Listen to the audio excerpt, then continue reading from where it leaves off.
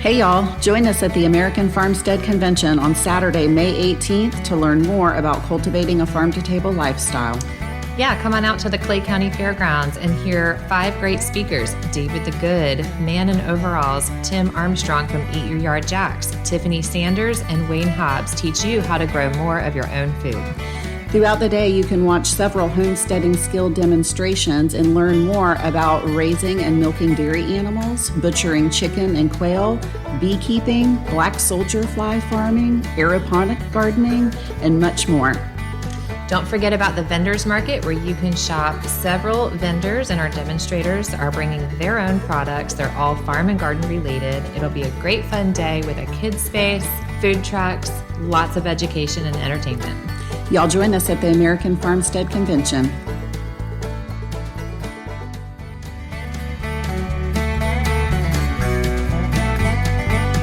Well, hey there, American Farmsteadhers. This is Jenny with the Gramstead Family Farm. And Donna with Hazel Bell Farm. And we are coming to y'all from Northeast Florida as 2 American Farmsteadhers, doing our best to grow our own food and share our homesteading experiences with you in hopes that you'll grow a little food of your own. Yeah, and this week we are talking about emergencies on the farm. Yes, because there's been no shortage of them. For both of us. For both of us. Cow emergencies in particular. Yeah, and like cow emergencies seem so big because they're so big. Because the cows are big, right? The cows are big, right. Yeah. Yeah, and cows are, for us anyways, they have really been something that, severe stuff doesn't come up often, right? It doesn't. You can keep them for years and years and not have right. problems. So when the problem does come up, it is a big deal. It's usually a big deal. And the fact of the matter is if you're keeping livestock, you're eventually going to have something big happen. Right. Right. It just happens. Yeah. So who wants to go first? We're going to share our homesteading experiences with you this week. Right. In hopes that you don't have to deal with cow emergencies. Yeah. Yeah, so it's been like a whirlwind of the last few days for us because, so we bought this cow-calf pair probably a little more than a year ago, and they looked really great when we got them, and they came to our farm. The farm that they came from, I should give some backstory. Yeah. The farm that they came from, they were on a very small pasture, and they were primarily being grain-fed, grain and hay, but lots of grain. And we moved to being pretty much 100% grass-fed when we got some more acreage to graze. And so they came to our farm and had a big diet transition. And they also had a big wormer transition. Right. Because the last farm that they were at was worming them like every 3 months. Like on a rigid schedule. A rigid schedule, yes, right. Which I am not rigid. And I just don't worm my cows that much. Right, which you haven't needed to. I haven't needed to, right. Everybody's been pretty good. I mean, they do get it about once a year, but definitely not every 3 months. Right. So they came to my farm, and the mama cow was bred probably about 4 or 5 months after she got here, once the calf started to wean off of her a little bit. And, so she bred, no problem. And really kind of as soon as she was bred, she just started going downhill and losing some weight. And, just didn't look as healthy as everybody else in the herd. And, I knew it. I saw it. I recognized it. But I was attesting it the whole time to like the lack of grain. Right. Like maybe she's just not adjusting well from going for so much grain to so just much grass. Right. And so... Well, especially at that time of year, your grass was in, it was very green. Yes. And if they're not used to that, that can cause the runs with them, Right. And really they can have a hard time holding weight if they're not used to it. Yeah. So, I just kind of chalked it up to that and was like, well, we'll watch her, but, I can't grain one cow out of the whole entire herd. I mean... Right. Short of separating her, like in a small pen. Right. Right. I mean, I didn't want to just hold her in the catch pen forever. So, I just kind of let it go. And that's kind of how I go. That's kind of how my farm works. I'll notice things like that. And I tend to just step back and just let them progress and see if it's going to work itself out before I try to do anything drastic. Because the fact of the matter is we don't want animals that are going to be high maintenance and are going to be hard keepers. So I was going to say, so let's pause real quick on your story and explain that because, and what Jenny's saying is if you have an animal who is used to a 3-month schedule of wormer or dewormer, they're going to always need that. Yeah. Right. I mean, chances are. Yeah. So in this situation, you step back and you look at it and go, okay, something's not right. Yeah. And it may work itself out and she may come out stronger on the other side. And that's a cow you want to keep. Exactly. Right. But if she doesn't and she continues to tank, you'll treat her, but you're also going to make plans to cull her from your herd. That's not genetics you want to keep. Exactly. We don't want to keep those genetics. And we did worm her. Right. Right. More times than anybody else. Right. So, she, about 3 days ago, so I had her heat date written down as August, which means that she would have been calving sometime in May or maybe even early June, depending upon when she was bred. So I knew that she was getting close to calving, and she ended up just going down one morning and wouldn't get up. And all the other cows came all the way up to the house, and they were like, I was so impressed with them. They're like, hey, there's something going on out here that you need to attend to. Something's up, lady. Literally, as soon as they heard me come out in the backyard that morning, I started the side-by-side. They heard the motor, and they immediately all came up, and they're like, yes. Something's up. Yes. They're like, something's up. They're all at the fence. They're all mooing at me. And I'm like, what's wrong? Something's going on out here. So anytime something like that happens, my first go-to is count cows. Right. Count cows. See if all 13 of them are here. And I counted 12. Right. And I was like, oh, I wonder if somebody got out. Somebody's not here. Somebody's missing. So I start really looking around out in the pasture, and I could see her laying down out in the pasture. Right. Under a tree. And I was like, oh, okay, maybe she's in labor. Let's go out there and check. And that was our initial thought, was maybe she's in labor, because she did kind of seem like she was having some type of uncomfortableness every 20 minutes. Right. So we watched her, for about a half a day. And then, we could see she was continually trying to get up. And not able to get up, she would get up on her front knees and then just go right back down. Oh. And so she was also being very tolerable of us touching her. Which she's not. She's the most skittish cow that we have. Right. So the fact that she was letting me put a halter on her, put a rope on her, touch her all over, and she wasn't jumping up, right, it was a red flag. Right.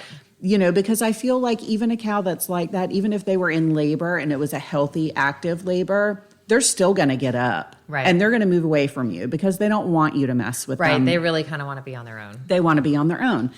So, I knew something was up. So we ended up calling Dr. Brewy, and who is amazing. God bless him. I love Dr. Brewy. God bless him. I love talking to him. So Me too. I love talking to him. He cracks me up. He always says he can say some off the wall stuff sometimes. Yeah. Yes, he can. So Dr. Brewy is an older veterinarian in our area, and he is probably due for retirement, but I think that he's just so busy, everybody calls him, and he probably can't step away from it. I think he really, truly enjoys the job, too. I think he does, too. I got to spend a couple of hours with him last weekend also, which coming soon. But just talking with him, I think he just truly enjoys what he does. Yeah. And he just has a very common sense approach. and he's not judgmental. Right. He'll lay out options for you. Yeah. So I really like him. And he has like 1,000,000 years of experience with cattle, Yes. which is amazing. Yes. To have. Yeah. He really knows his stuff. So, yeah, we decided let's go ahead and let's have him come out. And, so, he came out and looked her over and he asked me over the phone, he's like, okay, so she's heavy bred. She's been a hard keeper. He's like, so she's skinny. Right. And I said, yeah, she's skinny because she's always been skinny. Yeah. I mean, even when we bought her, she was kind of on the skinny side. She was a very long, lean cow. Right. She wasn't like a beefy beef cow. Right. So I said, yeah, she's skinny. And he's like, okay, I'll come out and take a look at her. And, he checked over everything with her. Like, I mean, her lungs were clear. Her heart sounded good. She had no temperature. He looked at her teeth. And as soon as he looked at her teeth, he said, wait a second. She's already had a calf before. How old is this cow? And I said, well, she's 3. And he's like, oh, she barely has the teeth of a 2-year-old. And he couldn't even feel where any other teeth were dropping down and coming in. I wonder if that's from like malnutrition over, in the past, like with stunted growth and. Yeah, I don't know. He said he saw it one other time in a 4-year-old bull that wasn't growing well and his teeth weren't developing. And so he said to me, he's like, you said she's been a hard keeper, and that she didn't transition well to grass. He's like, with her teeth being how they are, she might not be able to graze. Right. And so it was like, oh. Right. And unless you're in there knowing which teeth come in at what age and looking in the cow's mouth, like, which if you're not familiar, like they'll take a thumb off. Right. I don't want to put my hand in there and look at their teeth. No, and I mean that's just not something that you're going to do. It's not something that you're going to do on a regular basis. I mean, you would only do that if your animal was sick. Right. And so, he said she wasn't anemic, like all her coloring was good. But that was one of his big takeaways was interesting. The teeth. He did find some lice on her, although I had already treated her twice for it. Right. And then he starts asking about like the wormers and stuff like that. And I'm like, oh, well, she got wormed every 3 months at her last place. And we just don't do that here. And he's like, oh, right. She's probably resistant to everything you've been giving her. So that was an issue, because they'll get that lice on them and it's feeding off of them basically. Right. So he ended up giving her a IV in her jugular of calcium magnesium. And he said, if she's low on this, she'll get up in like 3 or 4 hours. Okay. And she did. It was like clockwork, so he did that. He went on his way. He took some samples to send into the lab. But other than that, he didn't really find much wrong with her. So he said she'll probably get up in 3 to 4 hours. And she did. She got up. She grazed. By this time, it was kind of later in the day. So she grazed for a couple of hours. And as soon as it got dark, I'm like, I need to go check on her. I'm going to see if she's still up before it really, really gets dark. Yeah. And I go out there and she was still standing, still up. She had made her way up to the catch pen, which was so good because before when she was down, she was like, far away, all the way out. Like, like you had to go out there to check on her. You couldn't just like look and tell what was going on. So, So I go to bed and wake up the next morning, and this, of course, as soon as I wake up, it's like, gotta go check on the cow. Yeah. So I go out there and find her. She's right in front of the catch pen, and you could see, okay, so our catch pen has like a lot of oak trees around it. So there's a lot of leaves on the ground.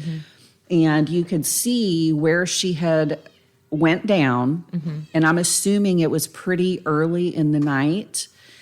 because she went down pretty far from where I found her. And I could tell that because you could tell that she had been on her side, kicking her legs, scooting herself. Struggling, trying to get up. You could see the marks in the dirt. And it was like, oh. It's pitiful. I know.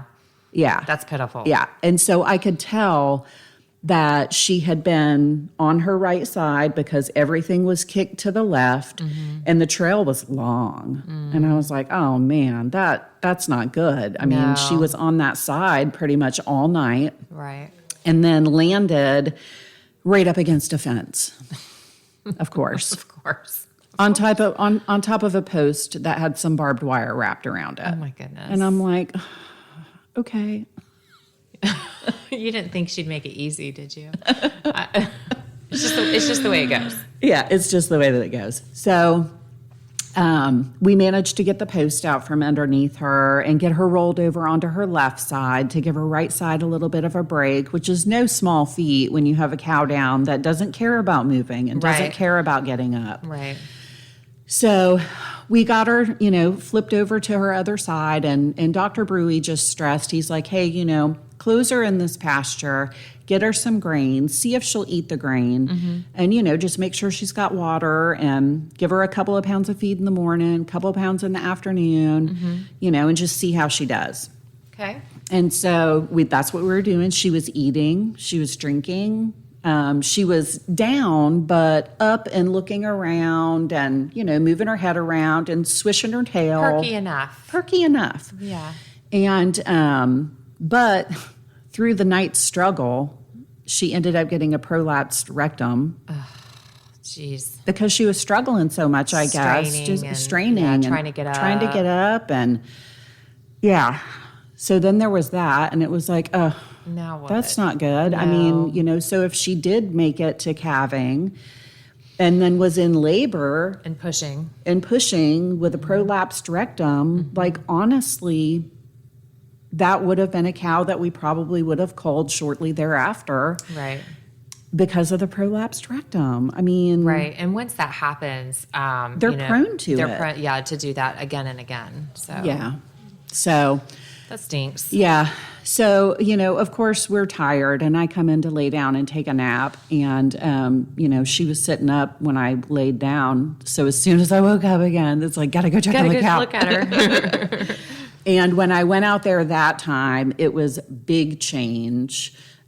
She wasn't sitting up anymore and was completely laid out on her side. Like, not good. Not good. Clearly, like a clear nosedive. In her condition. Clear. Like, I mean, her eyes were kind of like wild and she was having muscle twitching. She was just like kicking around and it was not good. That is not good. No. So, I mean, when you see an animal down like that where you're losing them. Yeah. That stinks. Yeah. So you had to make some tough decisions. Yeah. Quickly. So quickly. Yeah. Because, you don't want to, that she's dying. Right. So you want to put her down like as soon as you can. Right. Because you don't want her to lay there and suffer any more than she already had been. No.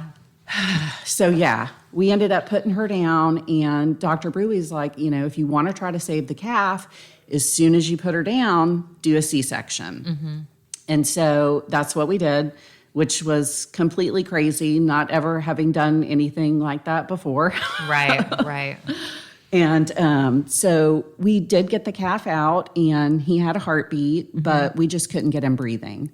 And just not quite ready. Not quite ready. I talked to Dr. Brewy, and his hooves were so soft. They were very mushy.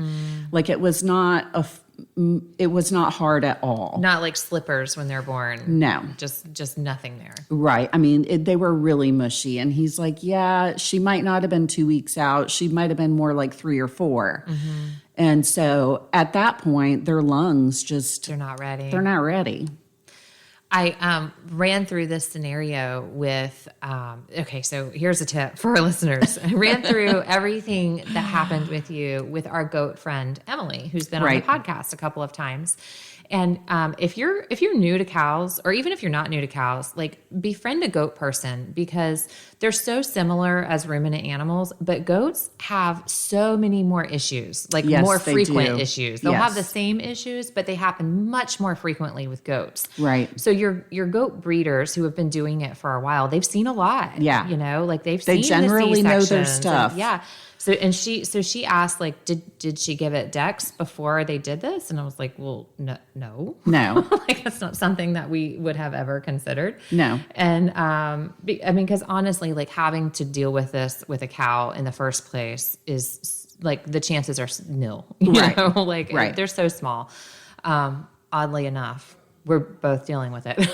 But she did. I know, within like a week. It's bizarre. It's crazy. It is crazy. I know. Dr. Brewy, he was like, it sounds like you and Donna are having a lot of problems. I know. Like, what in the world? But Emily said if you give them a shot of it's dexamethasone, I think it is. Okay. We call it Dex for short. It's a steroid. Okay. And so she's seen similar situations several times with goats over the years. And she said if she knows there's a premature labor coming or a C-section coming or an early baby, give them a shot of Dex like 24 hours before, if you can. Right. You know, if you can, as soon as you can. Right. And if they get that, they stand a better chance of it helps build their lungs, I guess. Okay. Right before that they're going to sense. need it, you know. So I'm like, well, okay, well, I'll put that in my hat. Hopefully I don't need to know that one day. Good to know. Good to know. Right.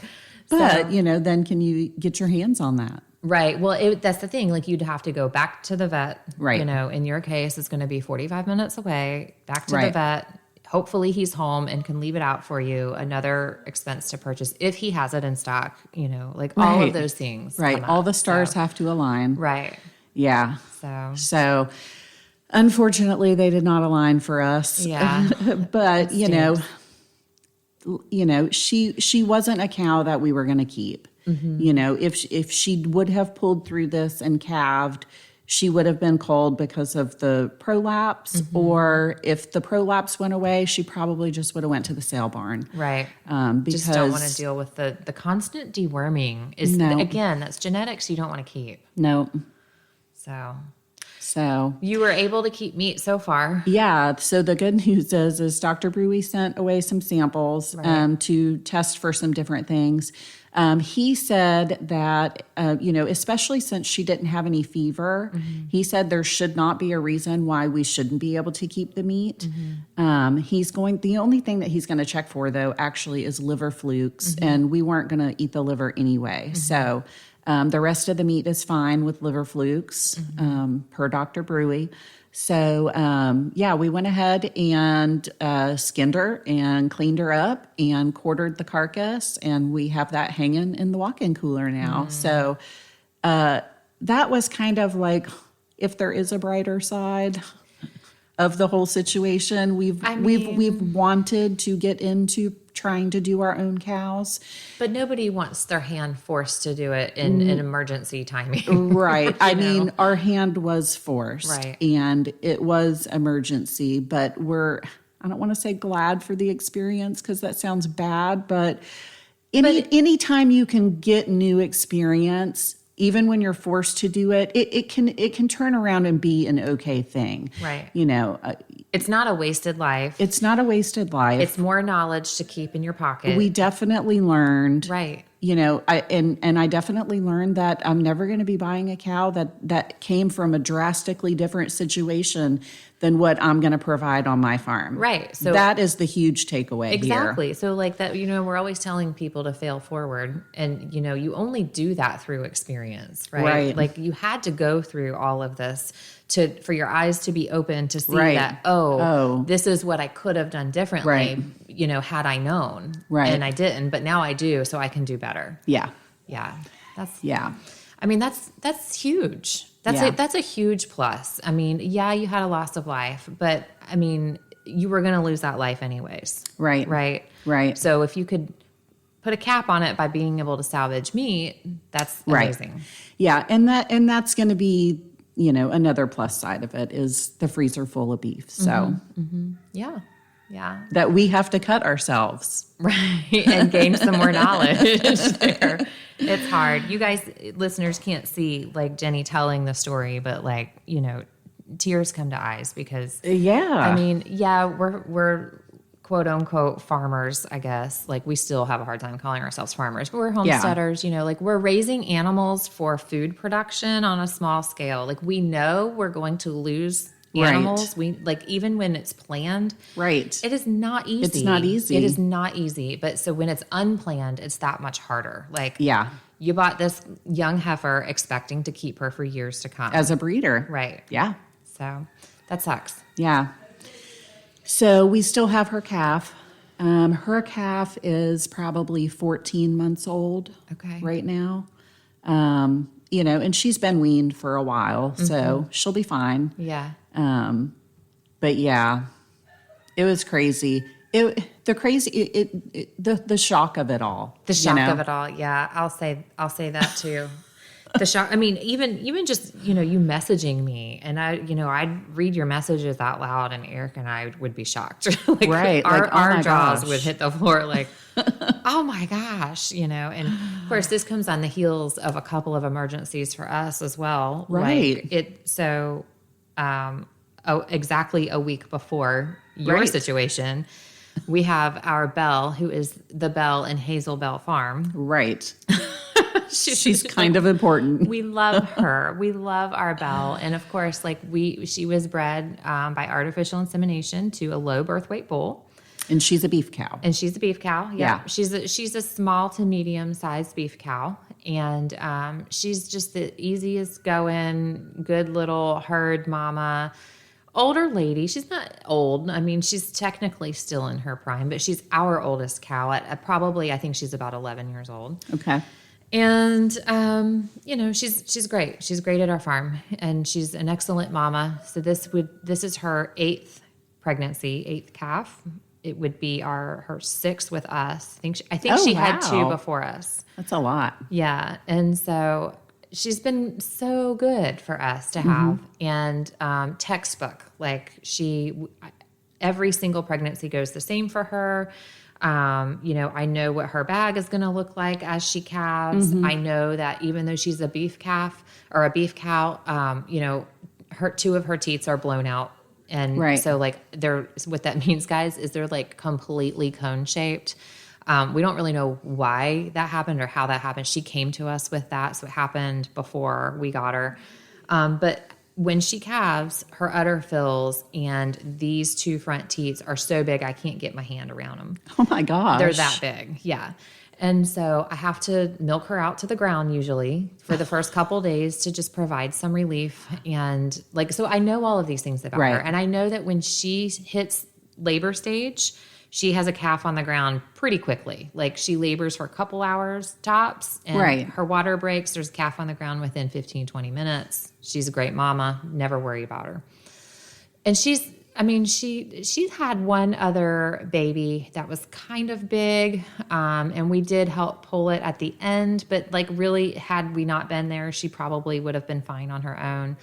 And it wasn't like, oh my gosh, that's a large calf. It wasn't like that big, but, her biggest calf was probably about 70 pounds. Yeah. So, kind of big for an 800-pound mama, So I knew her due date was coming and I've been watching and I've been, I like to use our platforms to educate and show pictures of this is what we're looking for when they're going to calve. And, Belle hasn't been running across the field for her feed for about the last 2 weeks. She's bringing up the rear, coming in slow. You know how it is, pregnant mamas. Got the waddle. Yeah. So I'm watching her sides get bigger. And this whole time, I'm pretty good about bumping a calf when they're about 5 months bred. Like that's the earliest most people can feel it. Some people can't feel it at 5. A lot of people can't, but I'm pretty good about finding it. And this whole time with this pregnancy, I've thought this is a really low calf or something's different in here. It took me a while to be able to confidently bump. I mean, almost 8 months before I was like, okay. I mean, wow. I was starting to go, Yeah, that's a big difference. is she really bred? You know, Right. like we confirmed by blood test, but she could have slipped or, Right. you know, whatever. So, you know, until she was about 6 weeks out from calving, that I was like, oh, now I can feel, you know, when they're really moving and shaking in there.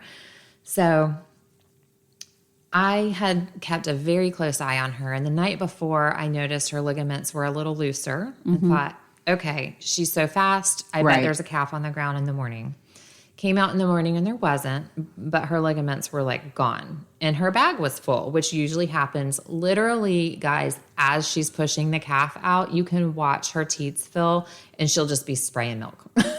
Like, every time we've watched her calve, that's how it goes. Wow. So her bag was full ahead of time. And I thought, oh, okay, Right. that's different for her. Like, this is just me knowing my cow, you know? Right. She ate just fine. And then I went off to deal with my milk cows, which takes a couple of hours. But I kind of kept looking over there like, oh, she ate and then she secluded herself. And then, you know, okay, I'm watching, you know, as I'm coming and going and in between other things happening. And oh, she looks like she's holding her tail kind of funny. Is that my wishful thinking, or is something really happening, you know? Because it was like across the property kind of thing, you know? So I finished up everything that I could get done as fast as I could. And, you know, stuff like, I'm not feeding my chickens. I'm just letting them out. I'm not washing the milk machine. I'm just going to fill it with soap and vinegar and I'll get to it later, you know, stuff like that. So I proceeded to follow her around for a couple hours. And, you know, like you said, like, even though, like, she's so hands-on and, you know, she's fine. Like, our kids used to hang on her. Right. Like, she's totally cool with that. But in labor, like, They want to be left alone. nobody wants any of that, you know? Right. So I'm out there with my binoculars and my new David the Good book. And a towel, like gloves in my pocket. I'm ready to go, you know? So I would sit from afar and just watch her. I did get her separated because, you know, in those hormones, like the other cows wouldn't leave her alone. Yeah.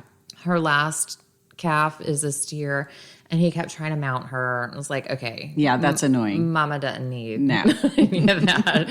So I did get her separated and basically just we recently redid a fence line and it opened up this particular field to some woods.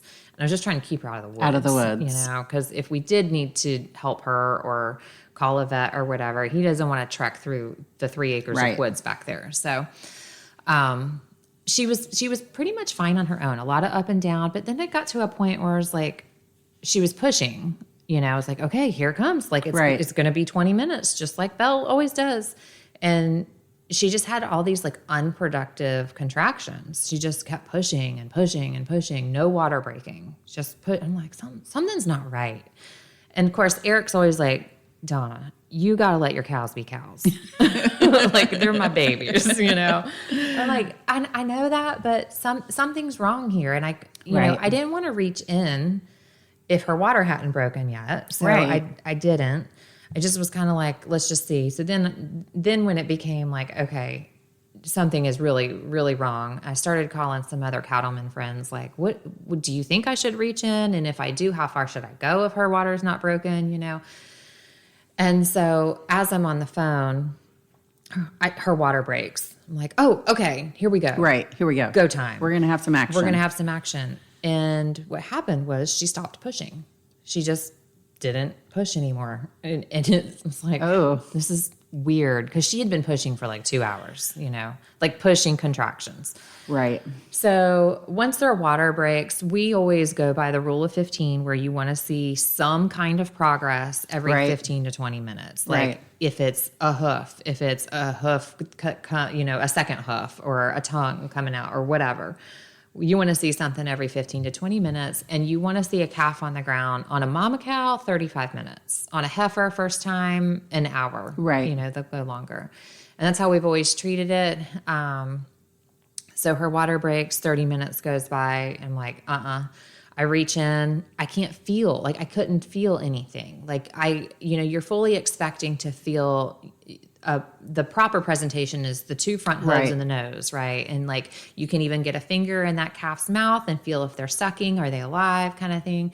So if that's not the case, I'm expecting, then it's breech, right? And so I would feel a rump and a tail head.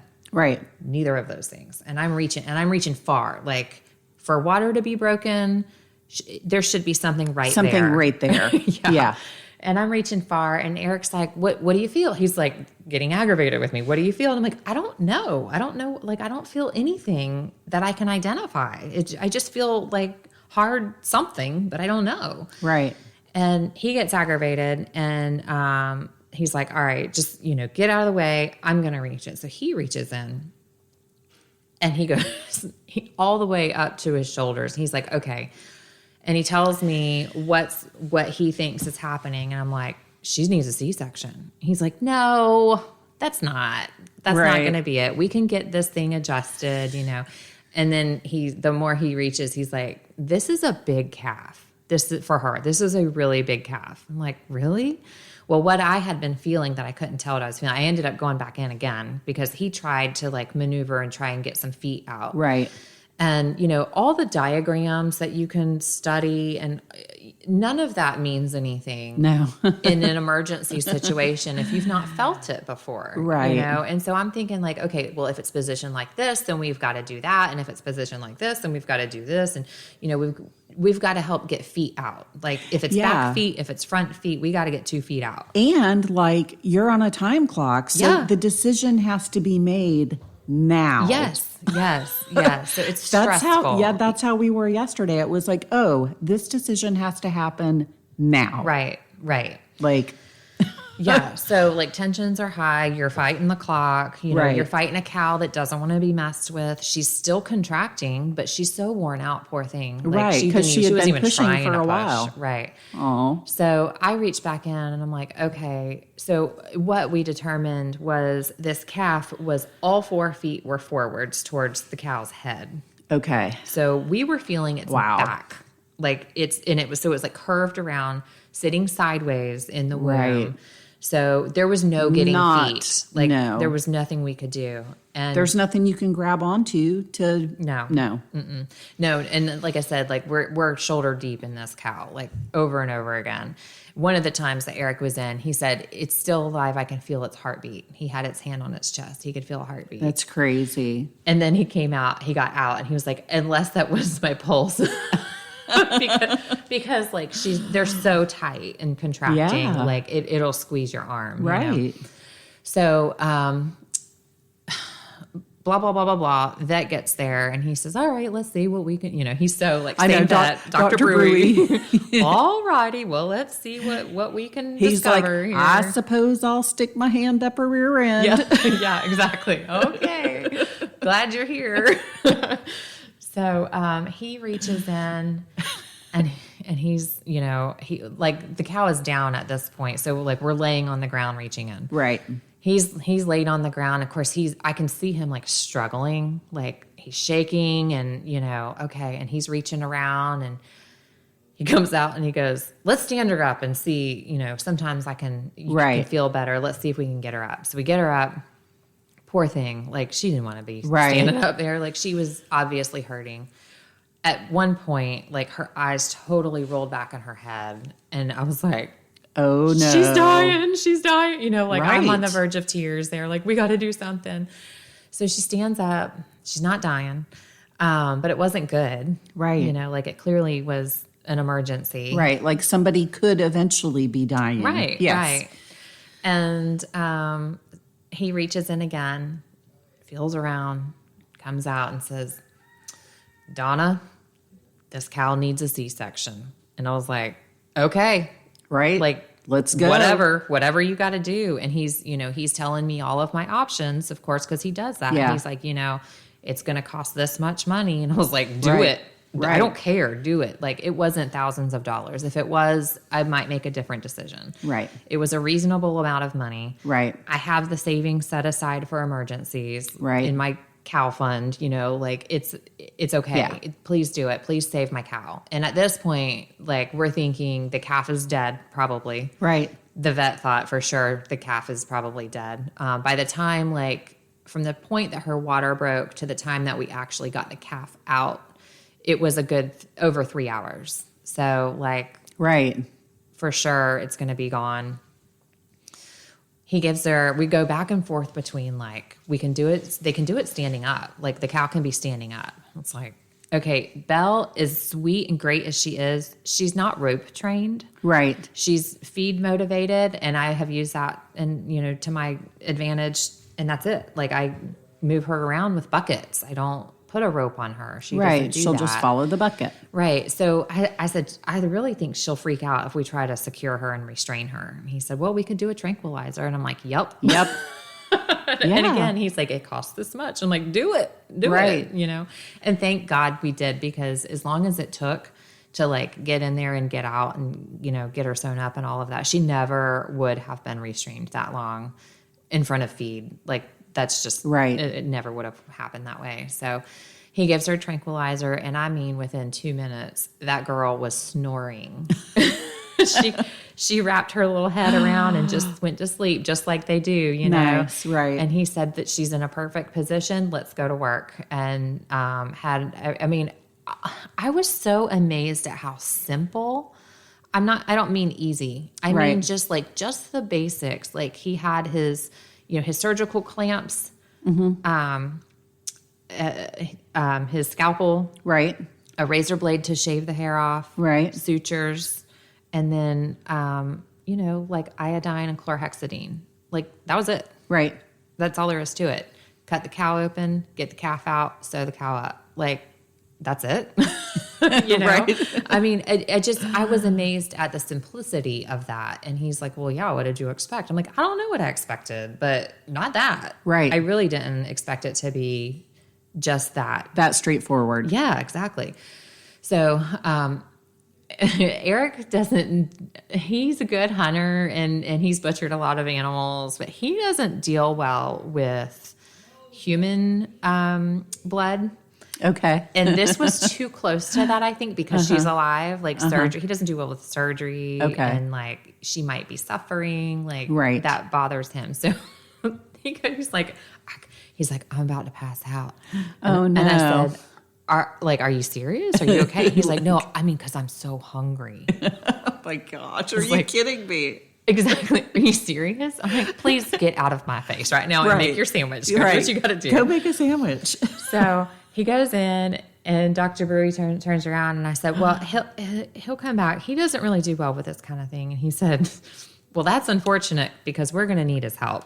Like, okay. So I text him right away, need your help, come on back out. So he comes out with his sandwich. Just a way to, lighten the moment, because it was great. And, but yeah, so, and Ian was there, our oldest son he had gotten home in the midst of all this too. So, I got to be the surgery helper. And they were the calf helper. Okay. So thankfully, when we got in, Eric pulled the calf out. Right. And it was still alive. I mean, and, in true Dr. Brewery fashion says, I'll be damned, it's still alive. And I'm like, are you serious? That's what I'm talking about with him. He cracks me up. I know. Like, I just was like, not what you expect, I guess. I don't know. It's so funny. So they get to working on the calf, and we get to working on sewing her back up right away. So I was the uterus holder. That was my big important job, was make sure I didn't lose any gauze inside.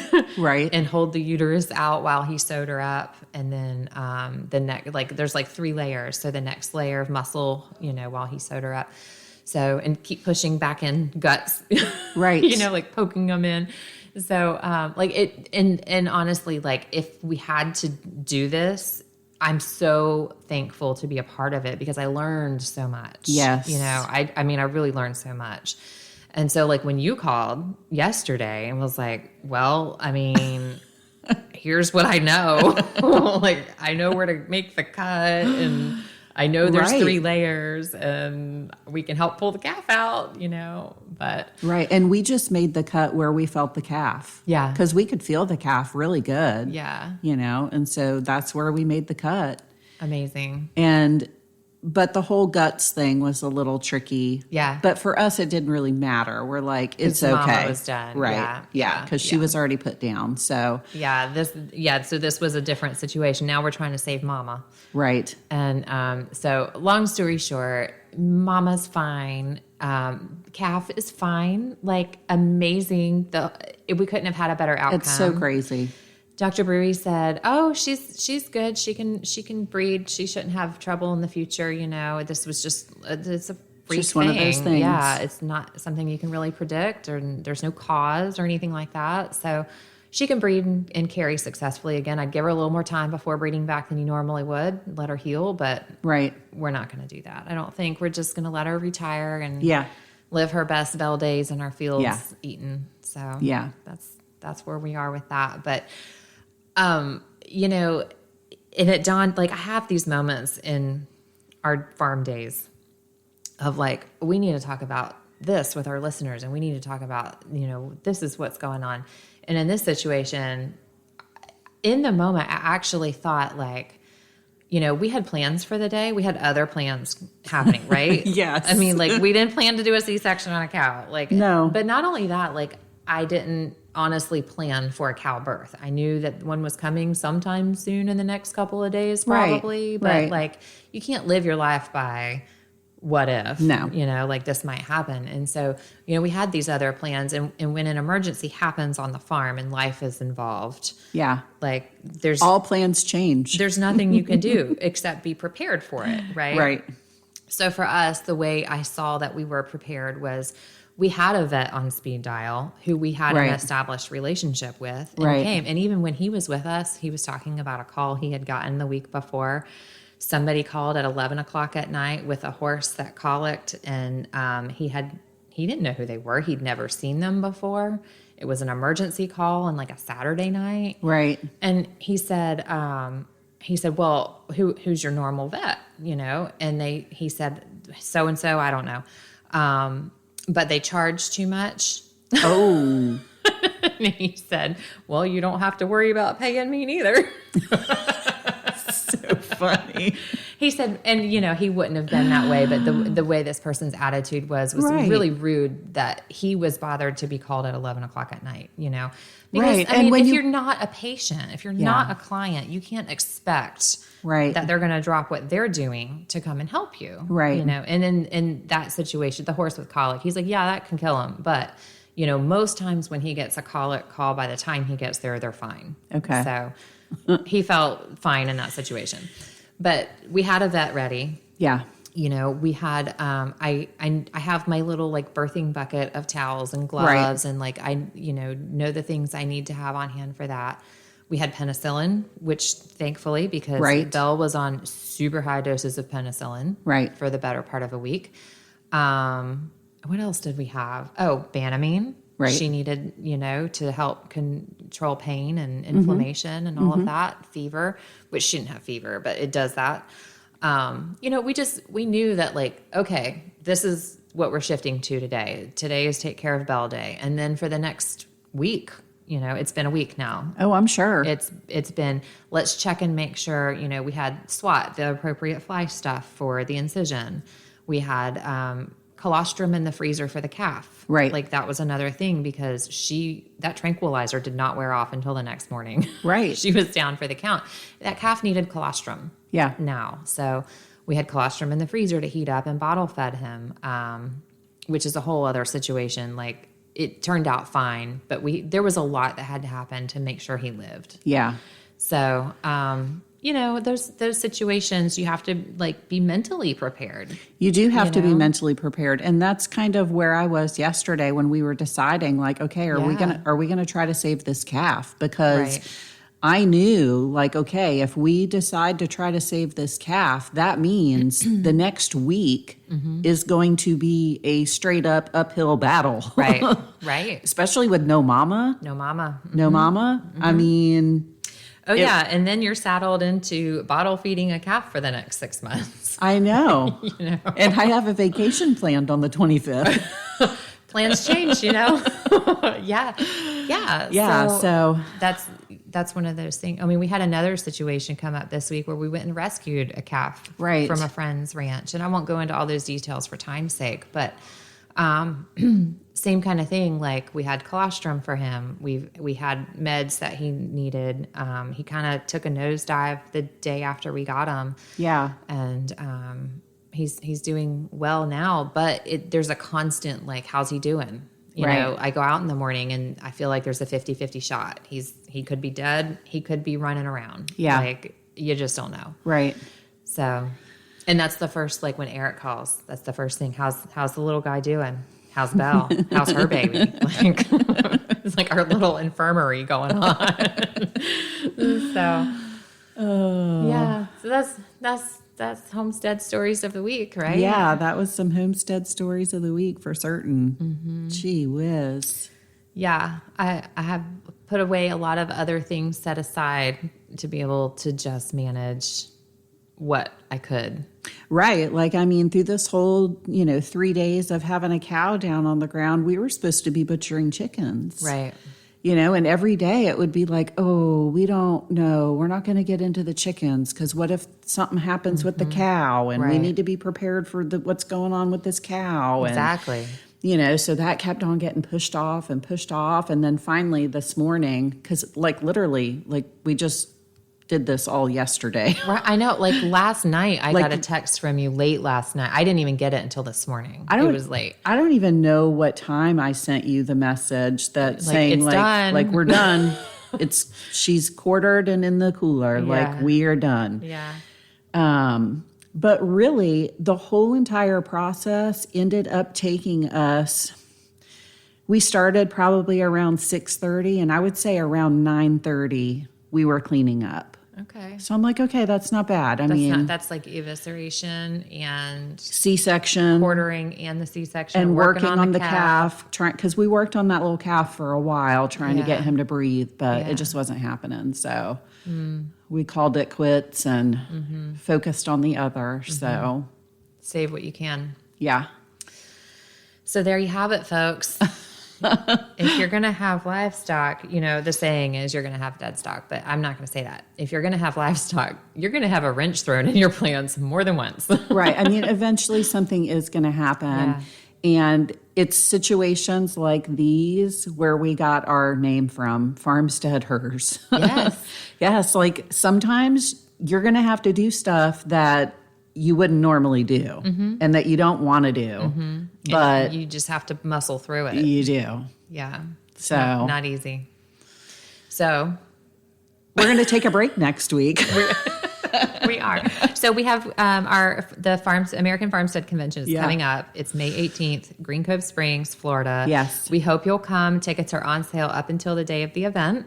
And so get your tickets. We will be working on that next week. We are actually working at the venue. Yes. On the day that we normally podcast next week. Yeah. So we hope to see you guys there. Come see all the fun speakers and the It's market, going to be amazing. the demos. It really is. And it keeps on getting better and better. It does. It does. So we have more exciting news coming out this week.